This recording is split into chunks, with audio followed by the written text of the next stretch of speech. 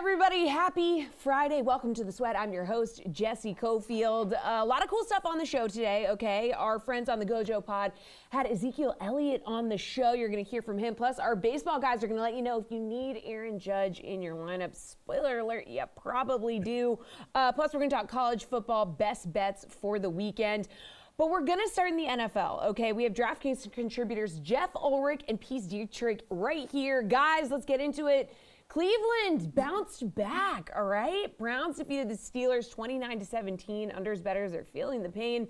Amari Cooper looked like the real deal, okay? 7 passes for 101 yards and a touchdown. Chubb over 100 yards again. Jeff, are you impressed with this Browns win or no? Is it more about what the Steelers didn't do? I want to say the defense did miss TJ Watt. Historically, they do not win without him. They're 0-6 now with Watt on the sidelines. Yeah, look, I think there's definitely a possibility that some people and just in general, the media underrated Cleveland a bit too much. There's still a lot of talent on that side of the ball. Amari Cooper looks fine. Defensively, Myles Garrett's still a thing. The O-line is there. Nick Chubb's a top 5 rusher. At the same time, like the Browns are, they're rolling out Jacoby Brissett, but look at who they're playing. I mean, they're playing Joe Flacco, Baker Mayfield, Mitch Trubisky, and oh, by the way, like Marcus Mariota is coming up next. This has not been a murderer's row of offenses or just teams in general that they face. So they've been gifted with a nice early season schedule, and I do think that they're going to be live to win all these games. They're probably going to be more live than people realize against good teams too. But yeah, I would err on the side of caution before you build them up too much. We saw that defense can give up big plays in a hurry. So nice. I expect that the Browns take care of the Steelers because I think that win was probably more about the Steelers just being not good this year at all than the Browns being, just this elite team just hiding in the weeds. I think the Browns are good. I think the Browns will get eventually exposed by better teams once they start playing them. But last night to me was about the Steelers. Problems on offense. Their defense, like if you can't stop Jacoby Brissett and Amari Cooper from going off, you got problems in the secondary. So to me, that was just more about the Steelers not being good. Pierce, do you agree more about the Steelers not being good than the Browns being really good? Yeah, definitely. That's the story. It's that the Steelers are not very good and the Browns are okay. The Browns are healthy. They played a soft schedule. They have a good conservative attack that's worked out against this soft schedule. And that's pretty much the story where it ends. When they face some real teams, it will become a little bit more challenging. They'll hang in those games. I don't know if they'll win or cover those games. The big story is the Steelers are bad. More importantly, Mitchell Trubisky. I guess moving forward, what everyone wants to know is when will Pickens get into the game or Pickett get into the game? I think soon. The clock is ticking for Mitch. I give him maybe one more game, and that might be I might be a little liberal there. All right, yeah, let's talk about that. So the Steelers do look like they have some real weapons on offense. I mean, that George Pickens catch was insane. It was like Odell-esque. But Mitch Trubisky just isn't getting it done, like Pierce, you mentioned it. I mean, Jeff, is it Kenny Pickett time in Pittsburgh? Like, you tweeted about Mitch putting up 3 stinkers in a row. But to be fair, before heading into last night, Trubisky did not have one game with over 200 yards passing, but he did it last night, going 20 for 32 for 211 yards. No touchdowns, though, and like I said, not getting it done. So is it Pickett time? There's 2 ways you look at it. I mean, I think it's a lost season for the Steelers anyways. I don't know if Kenny Pickett can do enough to really turn this around, really get Pittsburgh into the playoff race. So why bother? Like, why put him behind like what has kind of been a suspect line, although they haven't been as bad as advertised, at least in pass protection. But why do that to a kid who's just, he's kind of just coming into a bad situation? I think the other aspect, and this is the one where I lean, it's the NFL. What are you waiting for? We have small windows of opportunity to take advantage of. You've got George Pickens out there waiting for someone to get him the ball. You've got Deontay Johnson out there, maybe just a top 5 wide receiver, like just in terms of skill and just being able to get open on the line and all this stuff that he does. He's amazing.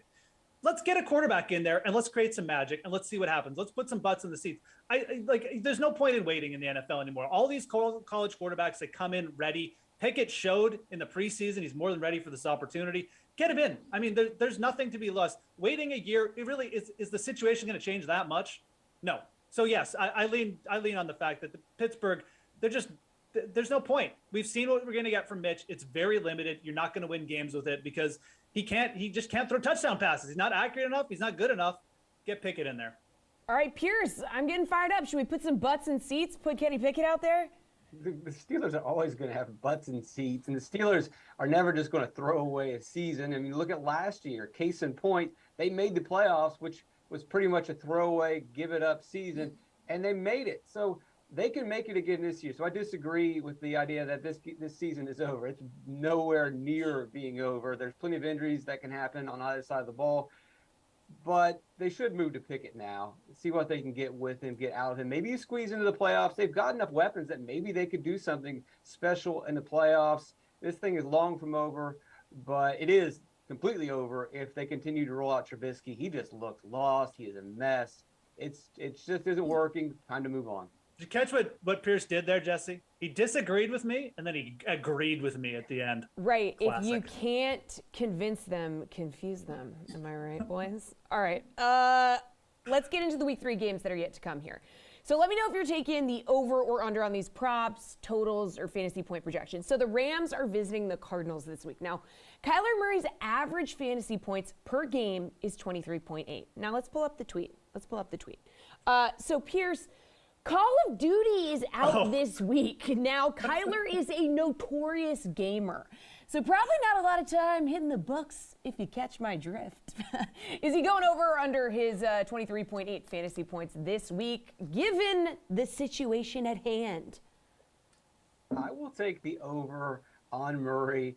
I know the Rams are defending champions, but in the first 2 games, when it comes to hurrying the quarterback, they rank 31st, knockdowns 28th, pressure 30th. They're not getting to the quarterback. They've allowed wide receivers to score almost the most fantasy points this season. Quarterbacks are towards the top of the league in fantasy points against the Rams. It's a small sample size, but still it is pretty shocking to go from Super Bowl champions to they can't really stop anyone. Now, the problem with Murray is he doesn't really have any receivers to pass to. A.J. Green and Dortch are his best guys, but Dortch is one of his best receivers. But that's actually a benefit because when he doesn't really have anyone to throw to and Connor's injured a little bit, he should run more. And when he has been mobile over the first 2 weeks, and really when he's been mobile throughout his career, he has been amazing. If they'll finally uncuff this guy, we've seen them restrain him at times and he doesn't play well. When he's running and finding time, which he should have time, he could put up a lot of fantasy points. Maybe let him go out there and do some 360 no scopes or whatever it is the kids say, and he'll definitely go over this. All right, Jeff, is he definitely going over this mark here? Jesse, you're looking at this the wrong way. What else is going to get Kyler pumped up than a little bit of, COD? Taking on New Master 69 right before the game? Yeah, absolutely, man. Come on, we're going. This is an easy over for me. I love the way Kyler ended the game last week. Pierce mentioned, just the situation as well. Greg Dortch, not pretty serviceable in the slot. Ertz is back, another week healthy as well. And you look at what the Rams have given up. Like, they have not been good in the secondary. I think Kyler's going to find a little bit of room there. Maybe we even get A.J. Green going for a game. And Kyler averaged about 50 yards rushing in 2 games against the Rams last year. He had a high scramble rate. That's good because it's going to force Kyler to get out of the pocket more. And when he was doing that in the second half, that's when the Cardinals actually started to move. I don't know what his, what the Cardinals were thinking, kind of, and just like making him not really run much week 1 and like the first half of week 2. But when he gets moving, the Cardinals offense gets moving. And I think that you're going to see that again. I'm not sure if I'm bold enough here to call the upset, but I think it'll be a fairly close game. And I think Kyler's going to put up some points. I really like him for fantasy this week. We're definitely going over. COD. All right, we're going over. Let's talk receivers now, Jeff. Check these numbers out. Tyreek Hill, Stephon Diggs. These 2 absolutely went off. Some insane week 2 numbers. I mean, look at those fantasy points. Jeez. All right, so, Jeff, what do we think? Do you like them both to go over again this week? Are they going to continue the magic? Man, and I woke up ready to maybe just like make an under call on both these guys and try and throw some cold water here. You should be betting unders, make sure you're mixing them in. But injury report here is it's not good for the defenses. Micah Hyde probably out. He's not like huge in coverage necessarily, but he's definitely a part of the secondary. But Jordan Poyer limited in practice, and Xavier Howard also limited in practice on the other side here. Stephon Diggs is very much the cornerstone of this offense. I think that at that rate, at that total, you've got to lean over here. I don't see that Miami isn't going to put up enough pressure on Buffalo, that they're not going to have to throw to Diggs enough. It actually seems a little bit low still on Diggs. So, and on the other side, Tyreek Hill, I really didn't. I thought Tyreek Hill's targeting. I fully admit. I'm shocked that he's just come out here and grab 12 targets per game thus far. It's a credit to Mike McDaniel really throwing at a higher rate on first down. And I don't see that discontinuing that much. You know, if we got good news on Hyde and Poyer, I'd probably say, maybe you want to take an under on Tyreek Hill, but I don't really have a strong take there. I think you go over on both of these receivers. They're alpha number ones. They're going up against banged up secondaries. Just keep playing it until, something adjusts here. Pierce, do you agree? Just keep playing the over? Play the over with Diggs. Diggs is automatic. It really just doesn't matter what the matchup is, and the matchup is pretty good for him this week. Last week, Miami allowed Bateman to go over 100 yards receiving, allowed Andrews to go over 100 yards receiving, and the quarterback and the receiver are a little bit better in Buffalo. I have no doubt about Diggs really on any given week. Hill, I'm less bullish. I suspect he goes under. Buffalo has been, and I know the injury report is something you're going to watch out for, as Jeff mentioned. But the Bills, even with two cornerbacks that aren't really that good because they don't have Tre'Davious White at the moment, have still limited opposing teams to, I think, the second fewest passing yards, the fewest receiving touchdowns. The key here really isn't necessarily the secondary. It's the pass rush for the Bills, which is top of the league in sacks. They're getting pressure on the quarterback. And we know what happens to Tua if you put pressure on him. He's going to struggle. I don't think he's going to be able to complete those passes. And then add to the fact that Miami's running the ball more, and so that's going to allow the Buffalo pass defense to pretty much key on the pass, blitz more, put even more pressure. I think it's going to be tougher for Hill to get there. All right, Pierce, Tampa Bay is seeking their first 3-0 start in 17 years, and all they have to do is beat Green Bay to do it. All right, everyone wants to talk about the quarterback matchup in this one, duh. But let's talk about Leonard Fournette and his average fantasy points. That's 14.1, but Pierce, the Bucs are probably without Chris Godwin. No Mike Evans. Could Leonard Fournette finally make good on this Twitter promise?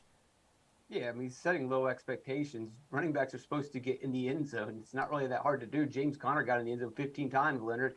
What's your problem?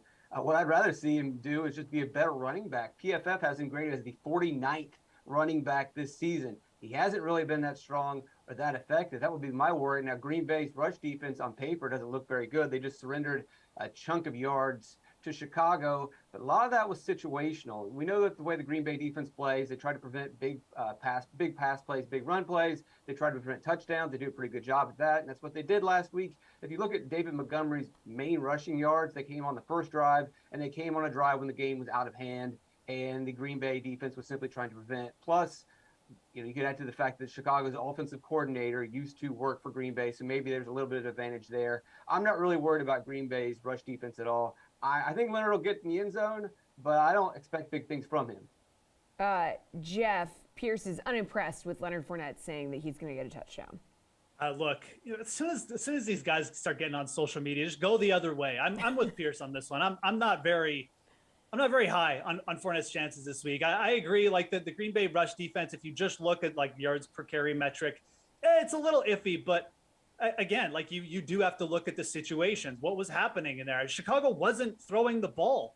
So when it was like time to start throwing the ball, they just ran against prevent defenses and just racked up a bunch of yardage.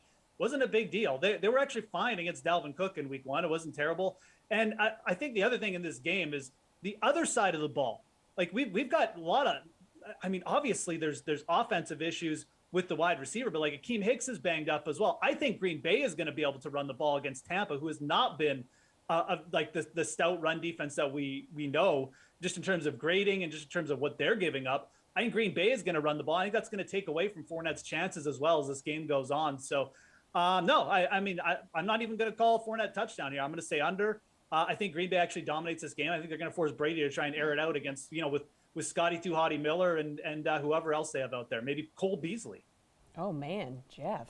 All right. Bleak. All right, well, thanks, you two. We're going to switch gears in our next segment and break down today's baseball slate. But first, let's check in with one of our podcast partners, The Gojo Show. So this week, Mike Golick Jr. and Brandon Newman welcomed on Cowboys running back Ezekiel Elliott to talk about an impressive start for teams in the NFC East and do some rapid-fire word association for his teammates and coaches. Take a look. Ashton Nicole Moss, a friend of the show, says that the NFC East is the reality TV show of the NFL just because everyone wants to know what's going on. What do you think about the rest of your opponents in the NFC East right now? We got the Eagles doing their thing. The Commanders got Carson Wentz right now. Giants seem competitive in a way that they haven't been able to. Saquon Barkley's kind of getting back after it. What do you think about the competition in the NFC East right now? So, I think the competition in the East is hot. I think we everyone has a good team. The Giants are looking good. The Eagles are looking really good. I think, Commanders had a bad week last week, but I mean, they're a good defensive team, and they're only gonna get better once they get Chase Young back.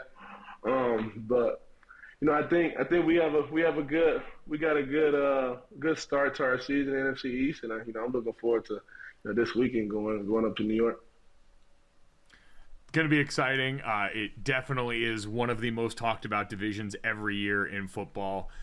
Zeke, before we get to some of the Rainmaker stuff here, I wanted to just ask you one word to describe some of the people in your building over there in Dallas, your coaches, your teammates around there. So I'm going to throw you a name. You tell me what you think of when I say that name to you. Mike McCarthy. Pittsburgh. Pittsburgh. So wait, how does that show up on a day-to-day basis? What does Mike McCarthy do that reminds you of Pittsburgh?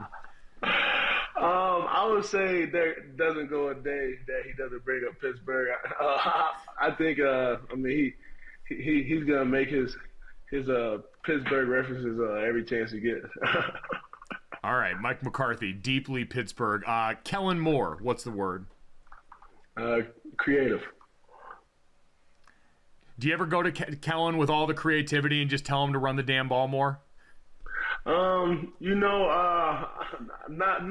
those words, but I think Kellen, I'm sure he has like a never-ending playbook. All he does is he watches football, and I feel like even in his spare time he's watching football and like drawing up plays and trying to create something. But yeah, love Kellen. Dak Prescott. Leader. That one seems pretty self-explanatory. Zach Martin. Reliable. That also, I say he just I think I've never seen him like out of position. I've never seen him like not in a good football position. Like always got like his feet in the ground, his hands inside. He's just so fundamentally sound. I feel like Zach, and I always joked, Zach Martin, I don't know what he does with all the money that he's made, because I feel like if you went in his closet, he would still have the same khakis and button down that he wore on draft night when he met Jerry Jones. He's never been a guy that, have you gotten Zach to go out here and buy anything expensive? Have you guys gotten him to level up style wise at all? Because I feel like he's the true O lineman in that sense. No, he's definitely the true alignment in that. And I'll say the one thing, I'll say he'll spend his money on is he's a big whiskey collector. So he has a huge whiskey collection. All right, that's always a good guy to know. Good house to be able to go over to whenever you get a chance.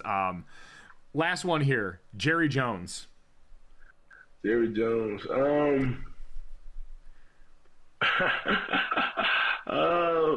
Shoot, the boss. Is it that seems like such a different ownership situation, and obviously he wears a lot of hats in that building, but we always, I think, view Jerry Jones from the outside as one, the face of the Cowboys in so many ways. For you on the inside, is there something that you guys see that we don't, that you want people to know about Jerry Jones or who he's been to your organization? I think people know already, that he's just a player's owner. I think that, if there's anything that we ever needed, we could go to Jerry, and he's going to do his best to help us better our situation and put us in the best situation. And I think he cares a lot about his players, and that's really appreciated. I mean, he did also, I think, go on radio and say he wanted you to get more touches the other day. So I feel like that's also a guy you definitely want in your corner with that. No, definitely.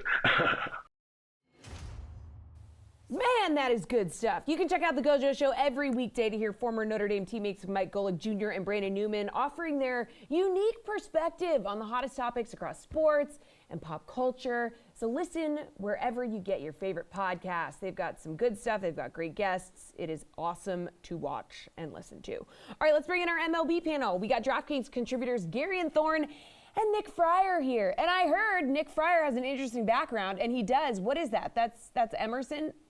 Yeah, I just wanted to honor the man who's now too big for the show because he's the third person to vanquish Tom Brady with that Kevin Bacon roast. So now it's Emerson Lacia, Eli Manning, and Nick Foles. That just seems like a fitting group. Obviously, the three of them just go together. They have so much in common. Guys, MLB price check time. Let's just jump right in here. Okay, so the man of the moment, Aaron Judge, right? He is 6,200 tonight against Rich Hill and the Red Sox in his pursuit of 61 homers. I mean, is he worth paying up for tonight? What do you think, Garion? I think so. Now, I don't think you ever have to pay for someone who's $6,200, but I think you can get away with it tonight. I know there's some concerns, whether it be because of Rich Hill's, let's call it shaky control in general, and also the perception that, maybe the Red Sox don't want to give up this home run, that, maybe they just walk Aaron Judge every time he comes to the plate. That would still be pretty good for DFS. He's probably going to hit 5 times tonight. That's 2 DraftKings points per walk. This guy has 15 stolen bases this season, so it's not like he can't hurt you in the base paths as well. And on top of that, you get points for runs scored. So, again, I think the worst case scenario, quote unquote, is still relatively good for Judge. And look, in a more normal sense, he's actually hit right-handed pitching better than he's hit left-handed pitching this season, but he's still been among the league leaders in every single statistical category against southpaw pitching. And Rich Hill's been really bad in September. I mean, this is someone who's been unraveling at the seams for a couple years now, but an ERA well over 6, an opponent on base percentage hovering around 400 in the month. I also think it'd be pretty fitting. Rich Hill was alive when Babe Ruth hit his 60th. He was watching baseball back when Maris hit 61. So I think it'd be cool if he was part of the history here and carried it forward for Judge, giving up maybe 61 and 62. Wow, savage. Nick, this dude's floor makes him worth the price, right? I mean, I'm actually not going with Judge tonight, and I do think Rich Hill, I think he's a little too old for this, crap. I don't think he's going to put up with this tonight, and I think he's just going to pitch around him. Like, I understand Garen's logic that, yes, he's going to get walks. Yes, he will likely score a run or two in this game, but I think there are other ways you can still pay up. I don't think 61 is coming tonight. It could come in this series, but I mean, we saw 3 walks last night. That's only the 4th time that's happened to Judge this season. The Red Sox have walked him multiple times in games throughout the year, but never that much, and it's only happened a few times. So I don't expect them. I mean, that 9th inning hit that he almost hit out. I think that seeing that, the Red Sox don't want to be part of history. They already have, a miserable season going on right now. They don't want to cap it off with this. So I think he'll still get you some points, but I think there's other ways that you can spend your money here. All right, speaking of other ways to spend your money, Nick, let's talk about a pitcher you want to pay up for. Carlos Rodon, 3rd most expensive guy. He's been remarkably consistent, logging over 27 DK fantasy points in 5 of his past 6 outings. Who you going with? Maybe one of those top 3 guys? I'm actually not going to go with one of the top 3 guys, although I do think if you're going to go with one of them, I do think Rodon is the best play. Definitely a guy you want to get exposure to tonight. But Chris Bassett is actually a guy that I'm eyeing tonight at 9.5K, going up against his old team, the Oakland A's. Look, the thing with Bassett, as you look at some of his game logs, he has a tendency to do well against bad teams. And the A's, pretty much a bad team. And when you look at them specifically against right-handed pitching, I know they're a little bit better at home, but still over this month, they have a 27.7% strikeout rate against right-handed pitching and a 135 ISO. I think that's a recipe for success for Bassett tonight. Again, there are ways you can pay up even more so, but I think pay down a little bit, you can still get some good value here. All right, Gary and Nick's dipping down into the $9,000 range. Are you paying up for one of those guys that's above 10K, or do you like that strategy?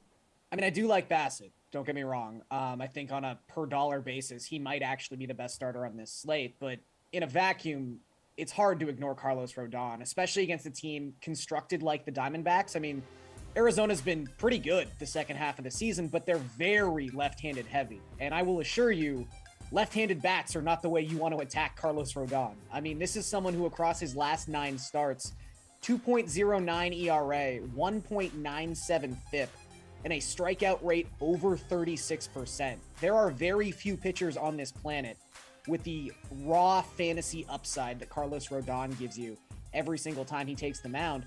And from a floor perspective, we're talking about someone who had to leave his last start because of a blister issue, because of a cracked fingernail. Doesn't sound great. it does maybe worry me like 10% that something like that could persist, although you'd hope the Giants, who have really no reason to try and win games at this point, are being very careful with Carlos Rodon. But even in that game, he had to leave after 5 innings. There were 5 scoreless innings with 8 strikeouts. Like, that's how quickly he can accumulate these fantasy numbers. I also think if you want to attack Rodon tonight in that similar vein, his strikeout prop over 7.5 is at plus money. So if you want to attack him in DFS, if you want to attack him on the sports book, I think there's a couple different ways to do it tonight. All right, Gary, now let's talk about a value pitcher. You can get Lucas Giolito for 7,700. He's going against that Detroit offense that's ranked in the bottom of basically every category for the entire season. Do like picking on the Tigers. Nothing wrong with that. I'm going to go a little bit lower just because I went as high as I did with my ace pitcher, Cody Morris of the Guardians. Pretty much, I just trust any young pitcher coming out of the Guardian system. It's kind of like Tampa Bay and Miami like that. You just sort of go like, oh yeah, this guy's probably pretty good. And Morris, devastating changeup, and it's a pitch he's used exceedingly well in the minor leagues. This is someone who's only thrown 52 career innings at AAA. He's got 82 strikeouts in those 52 innings. We haven't quite seen those strikeout numbers translate at the major league level just yet, but I think it's coming. And I also think this is a really good matchup against the Rangers, who have been ridiculous against left-handed pitching, but well below league average against right-handed pitching. So at just $5,400, coming off easily the best start of his major league career, I think Cody Morris is in a really nice spot tonight. Under 6K, that's some real value. Nick, where are you going? I think it's a great call, but I am going to go with Lucas Giolito in this spot because I saved a little bit off of those guys over 10K tonight in the pitching department. 7.7K, yeah, you mentioned, Jesse, the Tigers, how miserable they are. Look, a lot of these value pitchers tonight, they do not have good matchups. I mean, I was looking at Cole Irvin, maybe even considering him. And Cole Irvin's a guy I'm always trying to look to fade and attack in some ways. But Giolito's the guy that I ended up landing on because I think he has the best matchup here. The Tigers over this past month against right-handed pitching, they have a 24.6% strikeout rate and an ISO of 141. All right, now let's talk about big bats, a hitter that you want to pay up for, Nick. 3 guys who are above $6,000. Are you going to go with one of them? So in my hand right now, Jesse, I have a confirmed DNA test that Rafael Devers is actually Garrett Cole's father. Oh! And the numbers also bear that out as well. 6 home runs and 30 at-bats against Cole in his career. So he's definitely worth the 5.7K price tag that he's got tonight. 1/3 of the time he's seen Cole, he's either homered or he's walked. And against right-handed pitching over his last 51 plate appearances, Devers has a 209 ISO. And then if you look at the last 54 left-handed hitters that have seen Cole, they put together a 25% line drive rate, 50% fly ball rate, and a 64.3% hard contact rate. I mean, I'm expecting Devers to go off killer tonight. We love a visual aid, Nick. Garion, which hitter are you going to pay up for? Yeah, actually, I like the over in that game, and that Devers-Cole matchup is a big reason why. I'm going to talk about Mookie Betts, who, should be playing in that game, but the Red Sox are cheap. Mookie Betts, $5,900 tonight, has just absolutely destroyed left-handed pitching this season. 155 plate appearances against Southpaws. He's hitting .323 with a 191 WRC+. I feel like if the Dodgers just weren't destroying opponents every single night without us really having to check in, we'd probably be talking a little bit more about how great Mookie Betts has been this season, but it's kind of business as usual when it comes to the Dodgers. They're, kind of not old news, but we're just tired of talking about how great they are all the time. So Betts doesn't fall to the wayside, but again, hasn't been as celebrated as he probably should be in 2022. He's going up against Jose Quintana, who I'll admit, I have a hard time getting a handle on Quintana. I don't think he's good. And then I look at his numbers and I'm like, wow, no one ever hits this guy.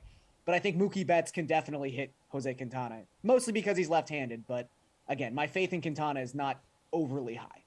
All right, guys, we're running out of time. So real quick on your value hitter, Garion. Going to go with J.D. Davis. He's absolutely mashed left-handed pitching since getting traded to San Francisco. He's got a 164 WRC+ within the split. Tommy Henry is going to make this start for the Diamondbacks, a 5.22 expected ERA. He's been pretty bad since getting the call-up for the Diamondbacks. All right, Nick. Michael Tagolia at 3.6K going up against the Padres. They're playing at Coors tonight. You get that first base outfield flex for this guy. Sean Manaea had not been good against right-handed pitching over his last 5 starts. They got a 4.02 WOBA against him during that span. You look at home road splits too. Tagolia has been really good at home. Makes sense since Coors is his home field, and he's shown some power against left-handed pitching at the big league level and limited opportunities. All right, thanks, fellas. Good stuff. Quick break here. Then coming up next, Jeff and Pierce are back, not to talk football, to talk NASCAR. Baseball's dead? Nah.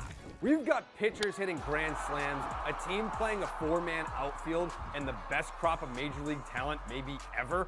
Baseball is alive and well, and it's about to get even better. Bet just $5 to get 100 in free bets instantly. Download the DraftKings Sportsbook app, sign up with the promo code, bet $5 to get 100 instantly, and get in on the action. Everyone loves an underdog story. You know why? Because it fills you with hope, makes you believe, right? Hold on now. Did you say any team? So now I can bet the overdog for underdog odds? Team Overdog, where you at? Let me hear you. Download the DraftKings Sportsbook app. Bet just $5 to win $200 if your team wins. Action's so good, why bet NFL anywhere else?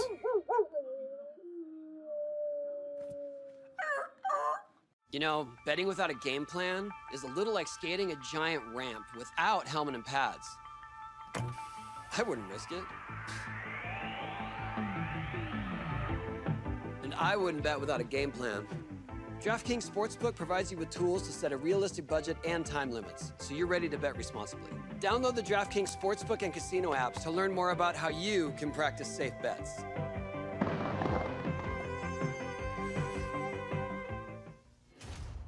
Welcome back to The Sweat. I'm Jesse Cofield, and I have our NASCAR panel here. DraftKings contributors Jeff Ulrich and Pierce Dietrich. The fellas are in the house to talk Auto Trader Echo Park Automated 500. We're going to preview this week's Cup race from the Texas Motor Speedway in Fort Worth. So let's jump in. Denny Hamlin, the most expensive driver on the DFS slate, also the favorite at plus 550 odds. However, this has not been a strong track for Hamlin in the past, right? 5 of his last 9 finishes have been 21st or worse here. So is he a fade in both DFS contests and the sportsbook this week, Jeff? Yeah. I mean, it's kind of catch-22. Like you look at the Toyota cars have been really strong lately. I think that you should be looking at like the Toyota and Fords in this race, but you don't necessarily have to start with Hamlin to do that. So yeah, I'm going to say he is a fade. You also have Kyle Larson, obviously won on this track last year. I think a lot of people are going to be on him for good reason as well. I mean, we've seen back-to-back winners at this track. So yeah, Hamlin's setting up to be a bit of a fade. I kind of like going down a little bit. You know, you could start with Larson, but also Ryan Blaney at 9,600 has been driving well, has a really good record on these sorts of tracks. You know, driving a Ford, which we like. So I think Hamlin kind of setting up as, you know, it's a strange situation. You kind of say he's probably the deserving favorite, but also I think he's a good fade. So yeah, I'm going to go out on Hamlin. All right, Pierce, you out on Hamlin too? Oh, I disagree that you can't fade anyone in 2022. Everyone has to be available, but I do agree that you don't have to play these expensive drivers. In previous seasons, you pretty much needed to play the expensive drivers because they were the ones that are going to lead laps and win races. That's just not the case in 2022 NASCAR with the next-gen car. But in defense of Hamlin, he did win here in 2019. He also won at Charlotte this season, which in some ways is comparable to Texas. And then you look at the last 2 intermediate track races, he finished second in both those races. And if there was probably 10 more laps in both of those races, he would have won. So there's a good chance that he could have come in here with 2 wins at intermediate tracks. His car's fast. The Toyotas have been fast. Yes, they've been breaking down. But the benefit of that is Toyota only has, or JGR only has 2 cars left in the playoffs. They're going to start funneling most of their resources towards Christopher Bell and Denny Hamlin. So you're going to see an even faster number 11 JGR car this weekend. Pierce, where can you find some value in this race? I saw in your article you wrote up a couple guys who were 6,400, 5,000 even. Yeah, so in that 5,000 range, you got Todd Gilliland, who's safe and consistent, probably get you around top 25. He's going to lack the upside. He's raced in Texas plenty of times. Ty Dillon, a little bit better, also very safe, very consistent. The Petty GMS Chevys have been pretty solid, but again, maybe not quite the upside. Justin Haley has a top 20 finish his last 3 races. 9 of his last 10, he has a top 25. Again, that might not sound very exciting or appealing, but when we talk about these cars breaking down and failing every single week, or tire failures, mechanical failures, just simply getting in wrecks, Haley is avoiding those. And he should get some credit, and he definitely deserves a chance in some DFS lineups. Jeff, what do you think? Where are you going to find value in this race? Yeah, I mean, I think Pierce laid out like the bottom end, which is probably more his specialty anyways. And I'm still trying to figure out who some of these guys are. But, Ty Gibbs at 7,000, I think sticks out. I think that, again, like you should be looking at certain, manufacturers, certain cars over others. I think Ty Gibbs has a very good shot of hitting a top 10 here. I mean, you look at what he's done. It doesn't look super spectacular, but, he's definitely, just had a fast car. He's had some crashes, some engine failures and stuff that has just taken him out. But at certain spots, he's also like posted like pretty consistently some pretty consistent top 20s. So at 7K, I think Ty Gibbs is a really good target here for DFS. I think you can go up to Austin Cindric at 7,700 too. Those are probably the two guys I would target like below 8K. And then again, like we do have some upper tier value as well. We kind of mentioned, like I already mentioned, Ryan Blaney being under 10K, I think is a really good price. So again, really all about like just trying to target those fast cars. And I think Ty Gibbs at 7K is a play. Jeff, any bets catch your eye on the sportsbook for this? Yeah, I mean, I think that if you're using Gibbs, you should be looking at his like top 10 odds as well. I think he's got a good shot to hit on those. Plus 300 on the DraftKings sportsbook is something I'd be a little bit interested in. Also kind of interested in Chris Bell. Pierce mentioned it, but like Toyota down to 2 cars. I mean, I think they're just going to put all their effort into these 2 guys. I mean, I don't really see, I don't really hate just going with like maybe even like the top 3 finish for Chris Bell at plus 200. I think that you've got to somehow target like Hamlin or Bell, one of them to have a really good race. So maybe you take top 5 minus 110, but I kind of like that plus 200 you're getting on Bell for the top 3. Pierce, I saw that you like Kyle Busch plus 900 here for the race winner. I do, but I'm going to shift, and you can find that in my DK Nation article. But what I want to talk about here is Kevin Harvick to win at plus 20,000. You got to kind of, or 2,000, set the stage here a little bit. He's been eliminated from the playoffs, so he really has nothing to lose at this point. There are rumblings that he's going to abruptly quit at the end of the season because he's tired of all the NASCAR gimmicks. We saw Carl Edwards do this a couple seasons ago, just get tired of all the crazy, dumb rules and just say, I'm done with this. So if that's the case, and Harvick has nothing to lose, well, it just so happens Texas is a track where he's won at before, and it's also a track where he has cheated at several times in the past. And guess what? DK Sportsbook, if you get an illegal win and you're cheating, it doesn't matter. It still pays out. So if I'm Kevin Harvick, I'm eliminated from the playoffs. I'm probably quitting at the end of the season. I'm probably going to manipulate my car, considering I've manipulated my car at Texas in the past and won. So that's one to look out for. It sounds like betting Patrick Reed in golf, Pierce. I mean, Kevin Hart, it still counts. They don't disqualify you. Hey. Works out. Still counts, still works. All right, guys, let's get your favorite overall DFS play for this race. Now, this one is going to count in our season-long standings. So let's take a look, actually, at those now. Do we have to? Yeah, we do, Jeff. We really do. But actually, both of you had pretty decent weeks. But, Jeff, you are still more than 100 points behind Pierce. And that's with me cheating, too, Jesse. I taking know. like 2 cards when Pierce didn't show up one week. If so you cheat, I'm the Kevin Harvick second last week of our show. Jeff, who are you picking to make up ground this week? Come on, man. Oh, boy. Okay. It's between 2 players for me here. 2 drivers. I'm going to go with Blaney. I think he's got the better shot at the win. Ryan Blaney needs the win. Things are pointing there. Ford cars have been pretty good. Give me Ryan Blaney. We're going to try our best to make up some late season ground here. The right way, not the Kevin Harvick way. The right way. Pierce, who are you picking to extend your lead? Well, I just want to add to Jeff's Blaney pick. I like Blaney a lot. He did win the All-Star race at Texas earlier this season. And when you get to the high-speed, full-throttle tracks, that's where Blaney excels. So he definitely is going to be on the radar. But I'll take last year's winner of the Texas race and last year's winner of the Texas All-Star race, Kyle Larson. He led over half the laps last season. This is a track that has really suited him and his crew chief. I mean, I know we pick Kyle Larson every week, but there's a reason for it. He is the best. And as long as he doesn't suffer a mechanical failure or something random, which happens to everybody, then he should run away with this race. All right, good stuff. You two, we will make sure to keep track of who is winning, and we'll take a look at those standings next week again. Jeff, I know you're excited about that. All right, quick break here. We got college football coming up next, but first, a word from our friends at KFC. What's up, y'all? I'm Emerson Latzia. He is DraftKings contributor Julian Edlow, and you are watching this week's Showdown Spotlight presented by KFC. So with the Niners and Broncos from the Mile High on Sunday night, San Francisco, this is now Jimmy G's team, dude. Which side of this matchup are you looking for your KFC bucket pick?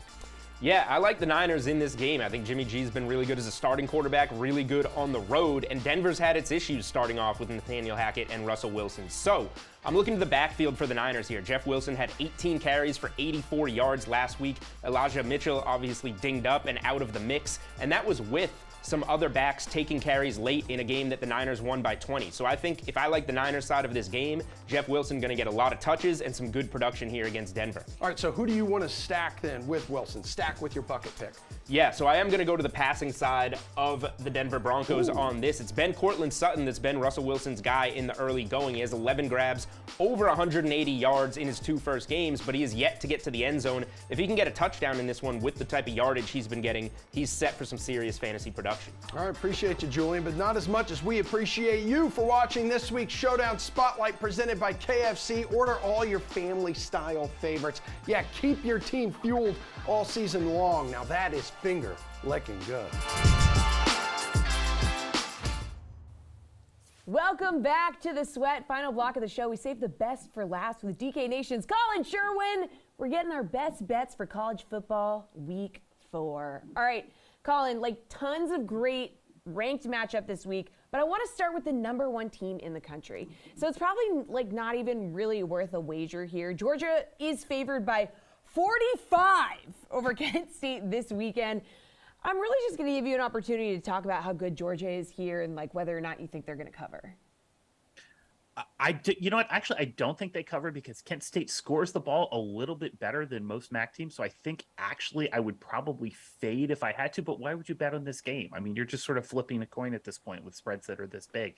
For me, Georgia's really that good. That defense has definitely been what we thought they would be, and offensively, they're definitely moving the ball better this year with Stetson Bennett than I thought they would be at this point too. So I think Georgia is clearly the number 1 team in the country right now. I think Alabama actually has more talent though and could surpass them at some point. You know, what we saw at Texas shows that Bama just isn't Bama yet, but if they get it rolling, I think Bama might actually be the best team in the country. But right now, that's clearly Georgia. This game is completely a stay away for me.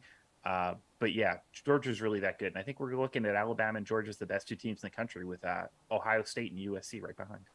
All right, now let's get into some more competitive football here. All right, number 5 Clemson taking on 21 Wake Forest. The Demon Deacons squeaked by Liberty in their last game. They're now 7-point dogs at home versus the Tigers. All right, so where are you going in this one, Colin? So we have yet to see DJ Uiagalelei really win the game that we think he should win. So for me, I think this is a very good Wake Forest team, now that they have the quarterback returning. So I'm going to go ahead and take Wake Forest here.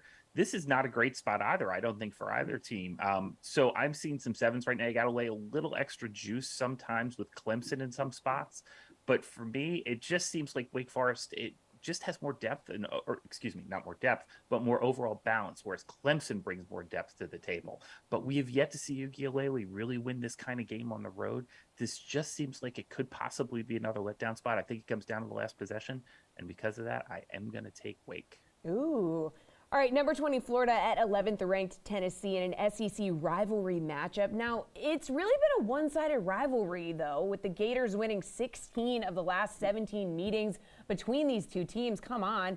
However, the Vols are 10.5-point favorite at home. So should they be on upset alert here? I don't think so. I think this is going to be a game where Hendon Hooker, who I think is one of the better quarterbacks in the country, is able to do whatever needs to get done, and they're going to get the win. This Florida team, I think, is a smidge not where you would think that they would be.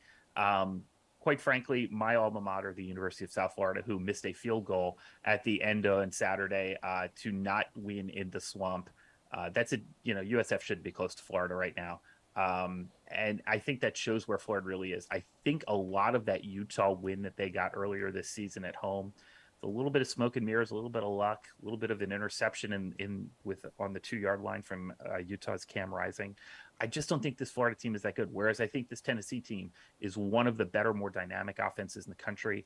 Tennessee in first halves this year has been lights out, by the way. So keep an eye on that trend. If you can find a first half line you like, that might be the way to go here. But again, Hendon Hooker, I think, is one of the best players in the country. The offensive line is fantastic. That I think is one of the more underrated units in the SEC. So give me the Vols. I'd rather lay 10 than 10.5, but if I have to lay 10.5, I will. All right, another one-sided rivalry matchup this weekend in the Big Ten. So Wisconsin hasn't won in Ohio State in 17 years. They're going to be looking to change that when they take on the Buckeyes on Saturday night as 19-point dogs.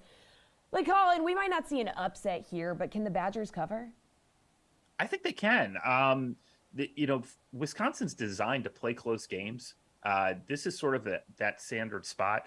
There is a talent gap here, and it is significant. Now, we see that 17-year stat, but remember, they don't play every year. These are two teams in two separate divisions, so it's not that the gap is that wide. It sounds better that way, though.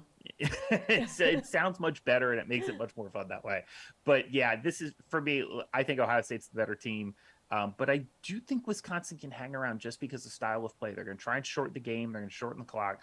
And you might see Ohio State, especially with some injury concerns, with JSN at running back and some others, they might pull some guys a little bit earlier in this game as well. So the back door should be wide open for Wisconsin here. I don't think they have much of a chance to win it outright, but I think they can cover a big number. So two teams more known for their basketball teams take their undefeated records into Saturday's action. Both Kansas and Duke have begun the season 3-0. Colin, you are the one man who saw this coming. Look at this. Kansas, look, people are just underselling Kansas, and I totally understand why, because they are indeed Kansas. And since Mark Mangino got fired for being a terrible person, they haven't really been in the conversation at all. That's not this Kansas team. They bring back, of 131 teams in FBS, they bring back the 7th most players of any team. They're not spectacular in talent, but they play really smart, efficient football. And I think they have one of the best 3 to 5 coaches in all of college football in Lance Leipold, who did a fantastic job at Buffalo, putting in a run-heavy system that can control and win. This Big 12, as a general rule, is down this year. Kansas could be legitimately cashing your over 2.5 ticket by week 4. So here we are in week 4, and you could not have been more spot on, man. I mean, you looked into your crystal ball for that one. Jayhawks are a touchdown favorite at home. Who do you like in this one? Give me Lance Leipold for the same reasons. Look, this Kansas team. I'm not saying they're like for real, but I even said before the season I thought a bowl game would be a stretch. And now, looking at the Big 12 overall, looking what they have left on their schedule, I think it's possible Kansas goes to a bowl game for the first time since the Bush administration, Bush 2. I mean, this is insane how they play smart football. They are dynamic and they don't make mistakes. And this is just sort of what Kansas needs to be. It's phenomenal to watch. This is a really well put together, well thought through team. By the way, Duke is way ahead of where I thought they would be. I didn't think Duke would be this good either. So it's not like I'm prognosticating perfectly here, but I did sort of cash a Kansas over 2.5 wins ticket in week 3, which I believe might be the best bet I've ever made in my life. I mean, that's almost impossible. And it happened. So I'm going to take Kansas here. I think they're able to do it at home. I think they're just a little bit more consistent right now.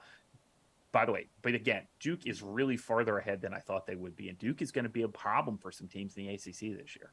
All right, on fire, Nostradamus. How about a battle of 2 ranked teams with 10th ranked Arkansas looking to remain undefeated as they visit 23rd ranked Texas A&M.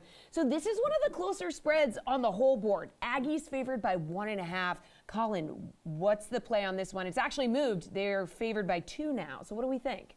You are so good at this because that is exactly what I was looking for right now. I was trying to figure out if that line had moved to 2. And if it's 2, I'm going to take Woo Pig Suey. I think KJ Jefferson can get it done on the road as a veteran. This is just too good a team. And by the way, this A&M team, they might not be very good. They might have the most overpaid coach in America. All these recruits they've brought in might be able to help them in year 2 and year 3.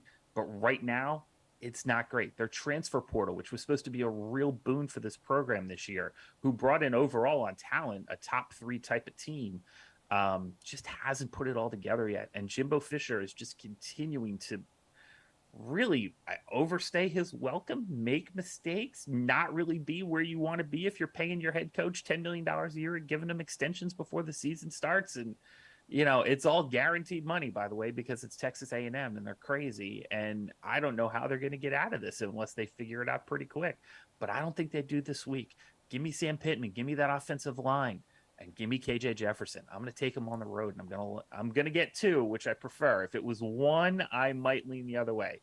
I'm not going to bet a lot on this game, that's for sure. All right, Colin. Any other games stand out to you this weekend before we let you go? Let's just break out the list here, Jesse. We got a ton of them. Okay, so Cuse tonight. If you can find a 9.5, grab it. Baylor, Iowa State. I don't think these teams are going to score a lot between the two of them, so I'm going to go under. I got an under 45.5. I'm going to ride USC into the ground. They have made me more money than any other team this year. They are fantastic. There is no way that you should ever bet against this team. I think a lot of the backdoor points that they've given up have limited these lines too, which is great for bettors. They're not going to have that problem. It's only 6.5. Take it. I do like Baylor straight up against Iowa State as well. And one off the board, these UNLV Rebels might be for real. It might be like fun to watch. Marcus Arroyo's put together a real nice team. They've given him time to do it. I don't know if they're a bowl team or not, but the Mountain West is terrible this year. So give me UNLV, and I'm going to lay 2.5 there comfortably. All right, mark the tape. Mark the tape. Colin, thank you so much. That is a show. Thank you for joining us. We got Madden coming your way right after this. We got the slate this evening. And check us out on Sunday, 11 a.m. Eastern Time. We got a full Sunday show for you. Going to be fantastic. We'll see you then.